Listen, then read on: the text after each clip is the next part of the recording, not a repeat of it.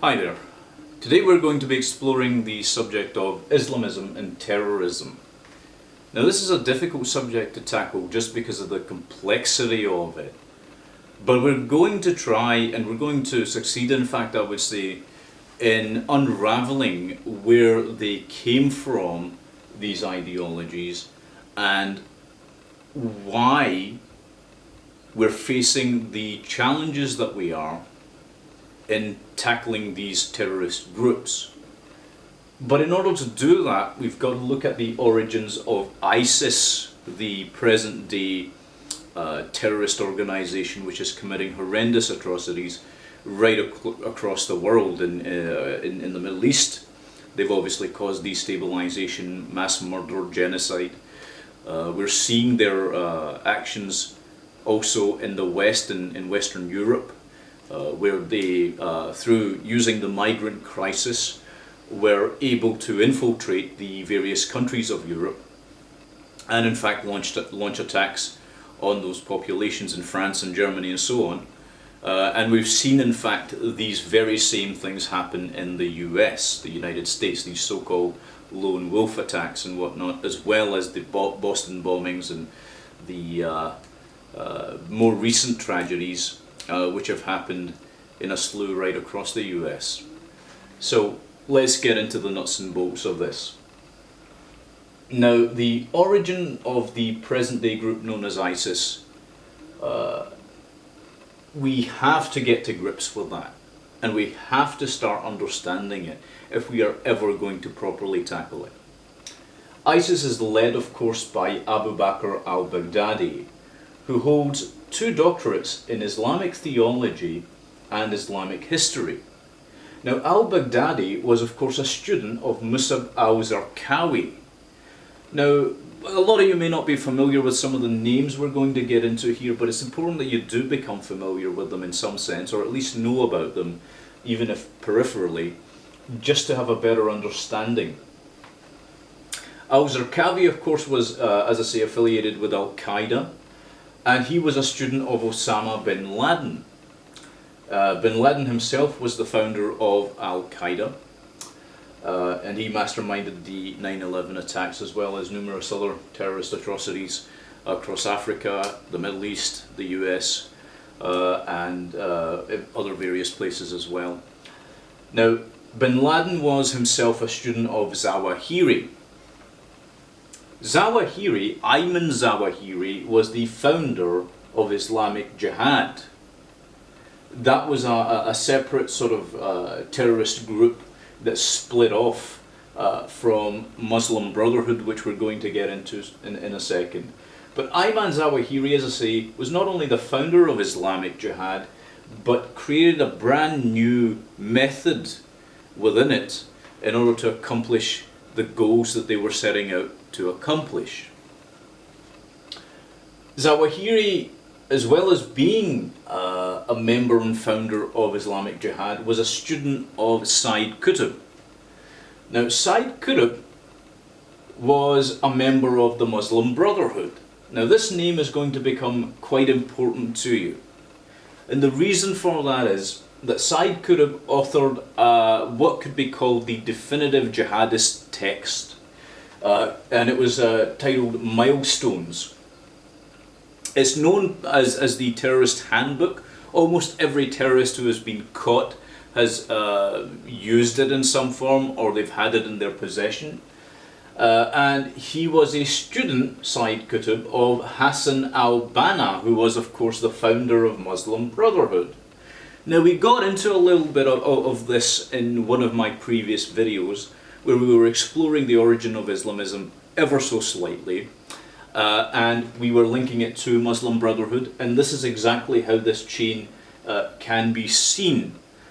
In this instance, it's a little bit more demonstrable, and it is very, very real in terms of how you can see the direct links even today between the Muslim Brotherhood, which still exists, and these various other terrorist organizations, which also still exist, and ISIS. They are basically fundamentally the one group. This is what very few people will tell you. They're not separatist groups.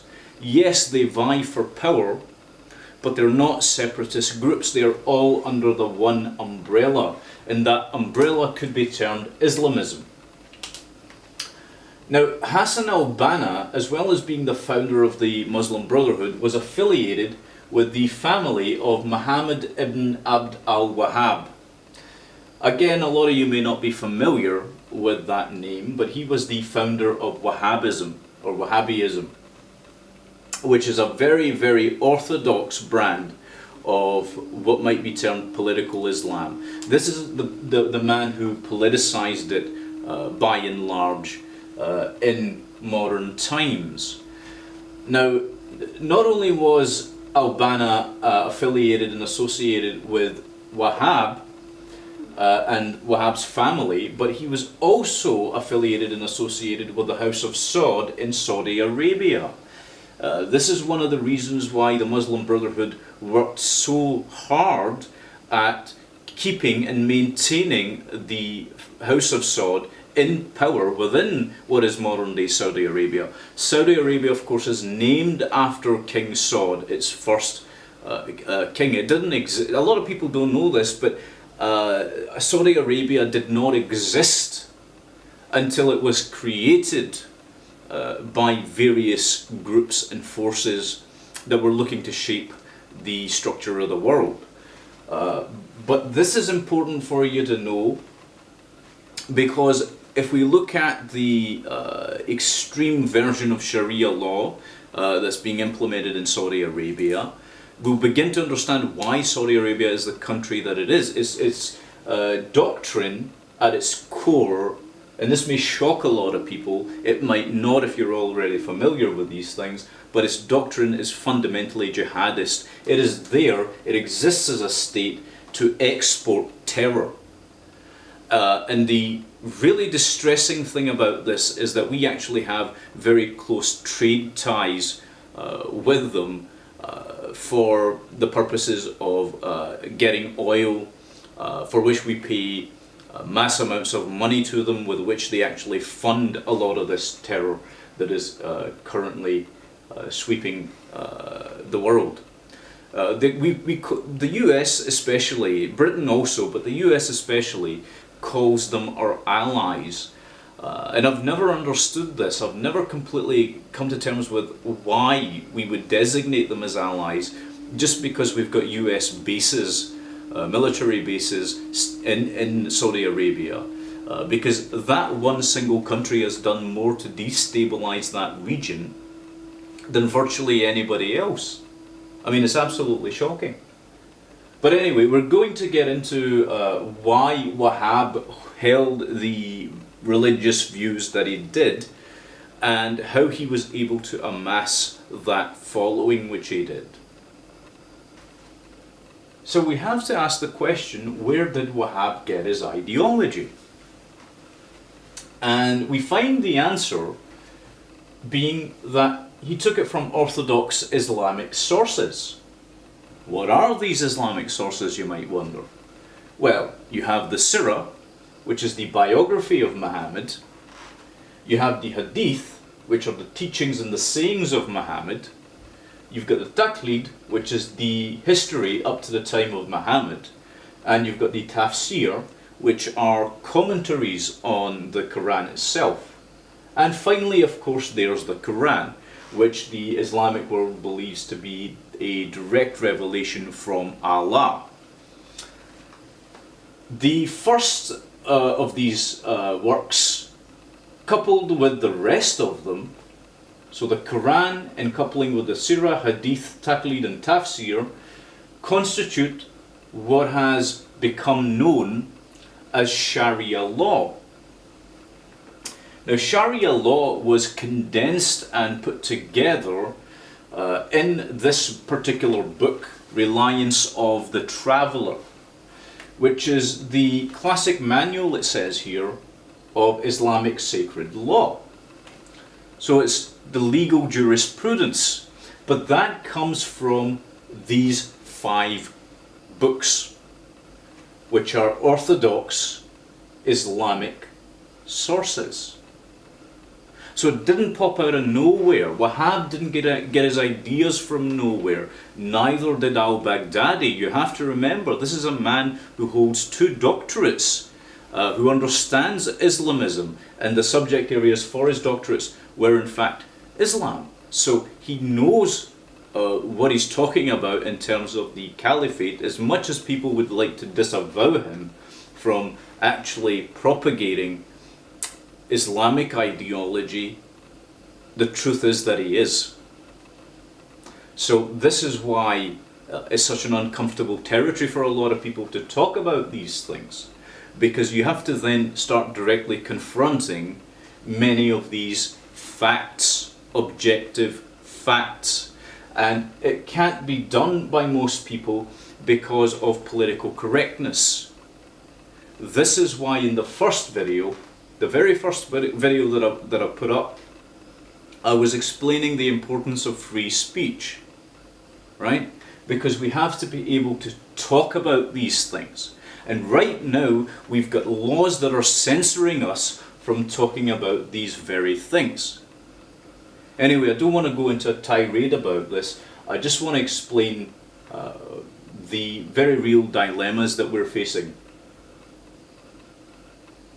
In the next segment, we're actually going to go deeper into the rabbit hole, as it were. So let's look into the official history of Islam, as it's taught by places like Al-Azhar University.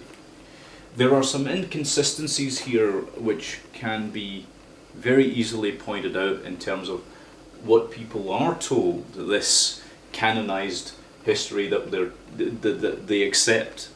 But we're not going to get into that. We'll just stick to the official history as it's told to us by Islamic scholars and sources themselves.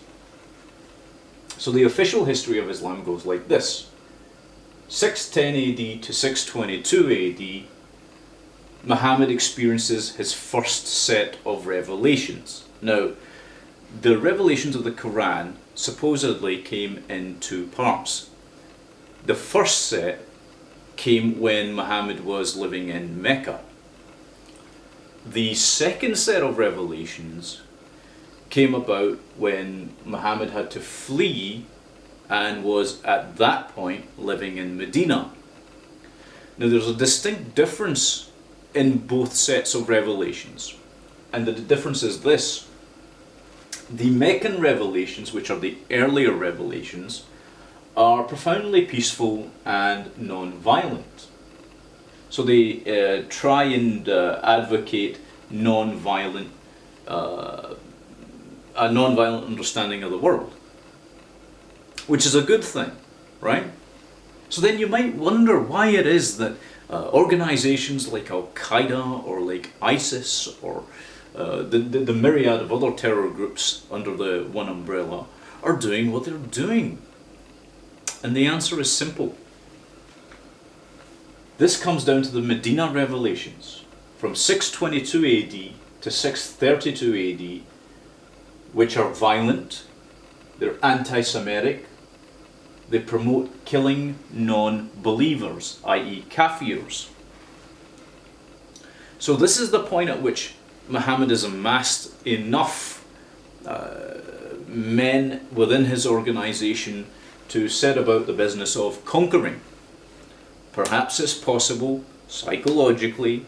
He was obviously an unstable man, and I'm not saying that as a, I'm not maligning his character. In these texts that we've mentioned, if you actually look at what takes place, it kind of does suggest, I would argue, an unhinged personality, an antisocial personality disorder within him, a psychopathy essentially. But again, we'll not get into that just now. So, as I say, the later verses are violent, the earlier verses are non-violent. So you might wonder, well, okay, so why don't they just reject the later violent verses and instead adopt the peaceful ones, especially since they would promote good values, good ethics, because people are always talking about this concept of reformation of Islam, and and it's a good thing that they're looking at these things. But actually, if people that have a good moral compass, that is, who just happen to be born into Islamic households, which is sad, I would argue. But the problem with that is Islam can't be reformed that way, and the reason is because the foundational texts which created it demand that it not be so, and here's why. You have this law of abrogation. Some of you may be familiar with it, some of you not so much. So I'll try and explain it slightly. You see, according to the law of abrogation, which is in the Quran itself, in Surah 2:106 and Surah 16:101, the later verses are the stronger verses and thus must be adhered to, whereas the earlier verses, if they contradict the later verses, must be rejected. That is fundamentally the law of abrogation. And what that means in Sharia law, in that context of Islamic law, is that all Muslims must, by definition, adhere to the violent, anti-Semitic, murderous verses. There is no escaping that for them. And if Muslims aren't doing that according to their doctrine,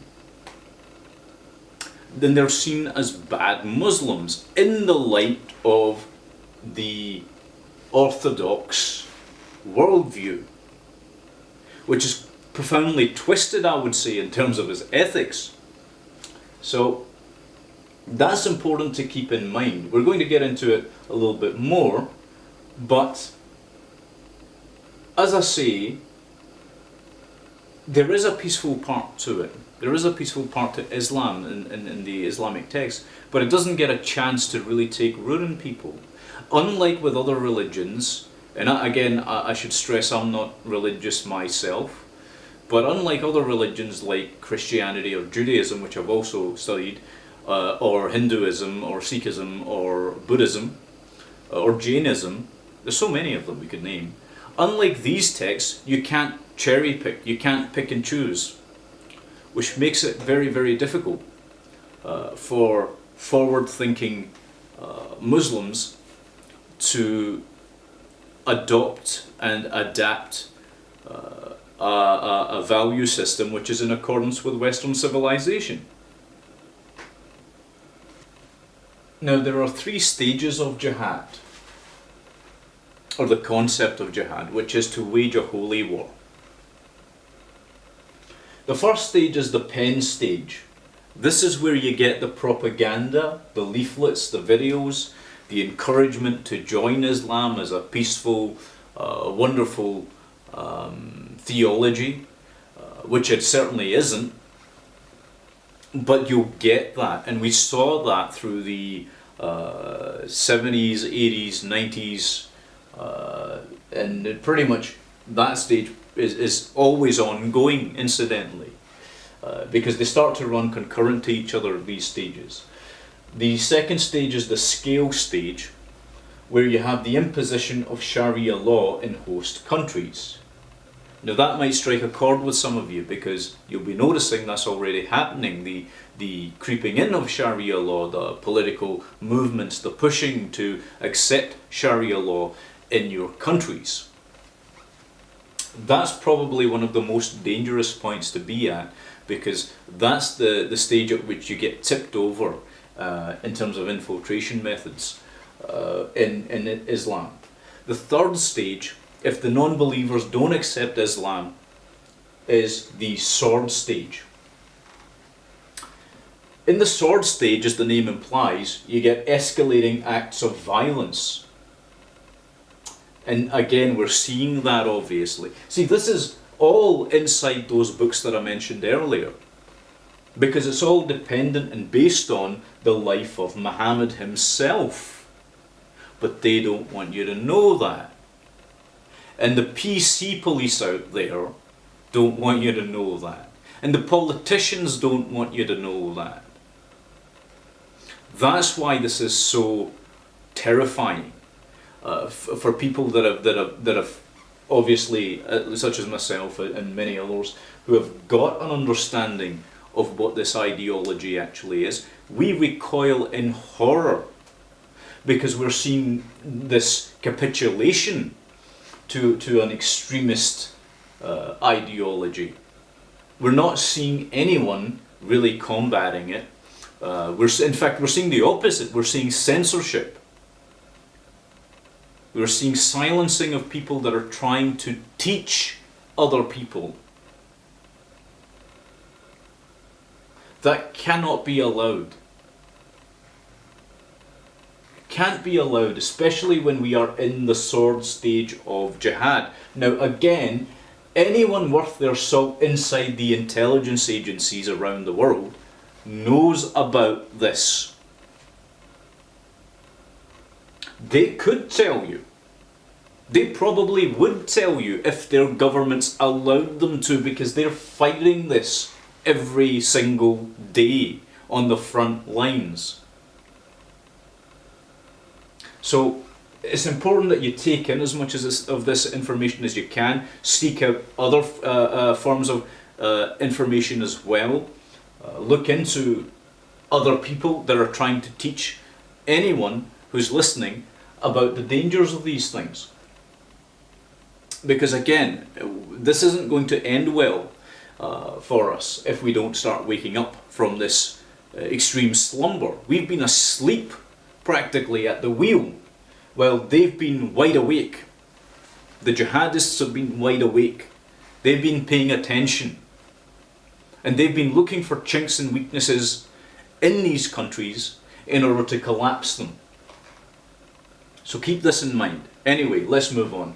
So let's look at some of the official history of Muhammad's life. 624 AD, the Battle of Badr, the entire Banu Kainuka family, the tribe, was slaughtered. In 625 AD, he waged the Battle of Uhud, where the entire Banu al-Nadir family was slaughtered. In 627 AD, after the trenches, the entire Banu Qurayz tribe family was slaughtered. I think we're beginning to see a little pattern here.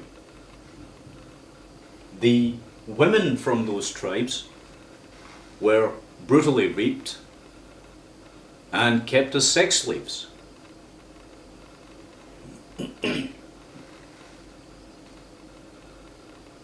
This is a man who consummated marriage with a 9-year-old girl. Married her at the age of 6. This is the man who Islam proclaims is the perfect man. The example that all good Muslims should follow.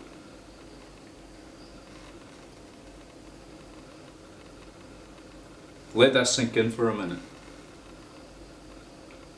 The Quran states outright that they have to follow his example. Excuse me. And they are following his example. If you look at what ISIS, ISIL, Daesh, if you look at what they're doing right now, right across the Middle East, they are in fact following his example. If you look at what's happening in Germany right now, with the terror attacks and the mass rape of women, the sexual abuse, the damage that's being done to the young and the old alike, they are following his example.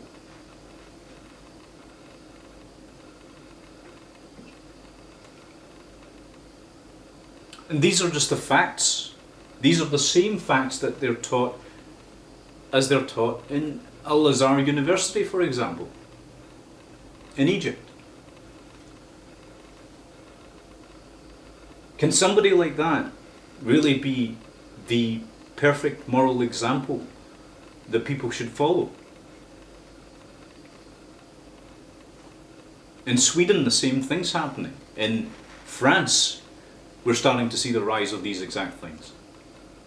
And yet we're not allowed to talk about them. We're not supposed to discuss them. People are being jailed in Germany by people who are trying to be politically correct in the political sphere from speaking about the facts.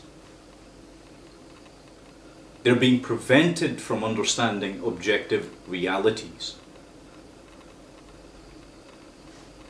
And again, everything I've presented here is fully verifiable. You can read all the texts that I've spoken about yourself, and you will come to the same conclusions. But we have this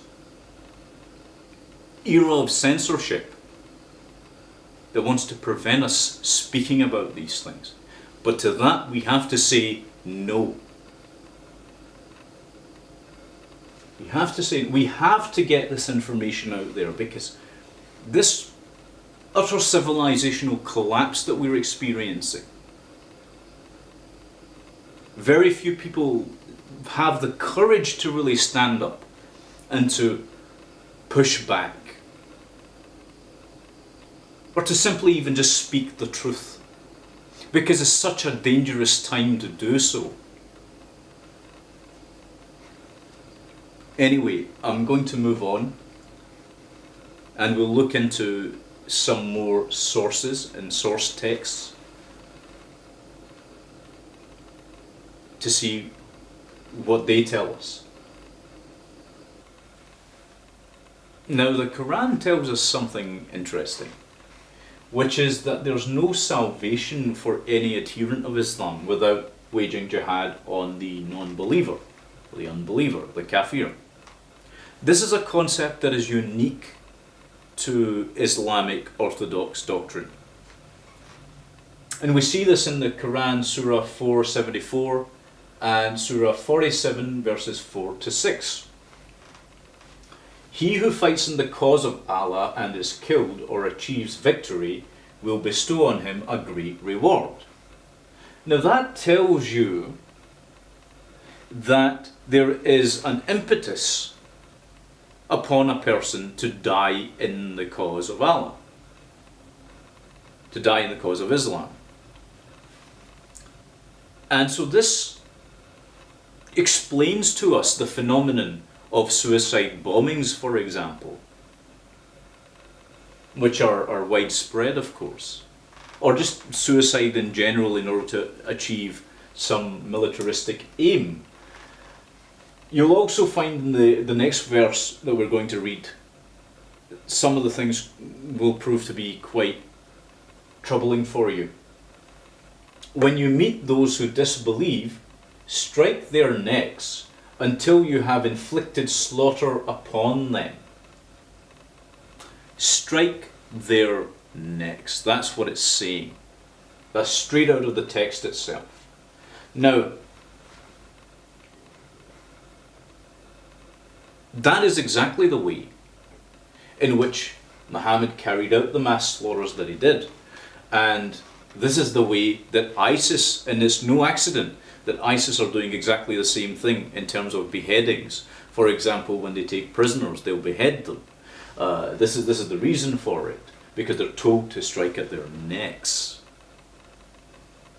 So this is basically encouraging a form of psychopathy in people. And that's not to say that everyone who considers themselves a Muslim is going to do things like that. Of course not. Because there is an influence of the societies in which they live. People do have some semblance of sense for the most part. However, the people that are already on the fringes of society are always going to be susceptible especially when they've got this implanted in their subconscious, or their conscious mind even in some cases, to go out there and to become more radicalized. You see, Islam already radicalizes them from the get-go. Then what happens is people who have a radical mindset already get pushed into becoming jihadists. So this is why this information again is so important. It needs to get out there. Again, part of the reason why I'm making this video. Many people are trying to do what I'm doing also, and they're managing to do that quite successfully, quite well, which I'm happy about. But we all need to understand these things, I think. So I'm going to close here by just explaining that Islam is not just a religion. It's a military stratagem for the absolute takeover of any region or country or area. Not only is it militant in this regard, but also is political, because it's seeking to depose the political systems which already exist in any host nation. So this is why I think we have to be aware of these things. And if you've sat through this, I just want to thank you very much for doing so, because it's not easy to go through this much information and absorb it all. So I think you've done brilliantly. You've gotten this far, and thank you so much again for watching this video. Carry on, keep up the good fight, and make sure that you're always fighting on the side of freedom. Thank you.